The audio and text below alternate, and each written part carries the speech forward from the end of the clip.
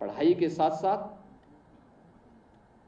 एक दूसरे के प्रति सम्मान का भाव भी होना चाहिए। अपने से बड़ों बुजुर्गों का भी सम्मान का भाव होना चाहिए, माता पिता का भी सम्मान का भाव होना चाहिए, गुरुजनों के प्रति भी सम्मान का भाव होना चाहिए, समाज के प्रति अपनी जिम्मेदारियों का भाव भी होना चाहिए और राष्ट्र के प्रति भी अपनी जवाबदेही का भाव हम सबके मन में होना चाहिए। राष्ट्रीय संपत्ति को नुकसान नहीं पहुंचाना चाहिए। ये मान के चलिए वह राजकीय संपत्ति या कोई सार्वजनिक संपत्ति किसी व्यक्ति की नहीं, समाज की संपत्ति है, समाज के कंट्रीब्यूशन से बनी हुई है, उसका नुकसान नहीं होना चाहिए। कोई नुकसान करता है तो उसको टोकिए, अगर कमजोर पड़ रहे हैं तो उसकी कंप्लेंट करिए कि फलाने व्यक्ति ने उसका आज तो आपके पास मोबाइल फोन आ चुका है, स्मार्ट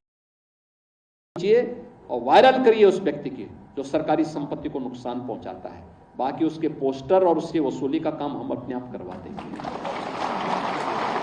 क्योंकि बनाने में और उसको आगे बढ़ाने में मेहनत करनी पड़ती है। जब केंद्र और राज्य सरकार मिलकर के प्रयास करती है तब ये चीजें आगे बढ़ती हैं, अन्यथा उजाड़ने में समय नहीं लगता। और ये सार्वजनिक संपत्ति राष्ट्र की संपत्ति है, हम सबकी सामूहिक जवाबदेही का हिस्सा है, उस पर हमें ध्यान देना होगा।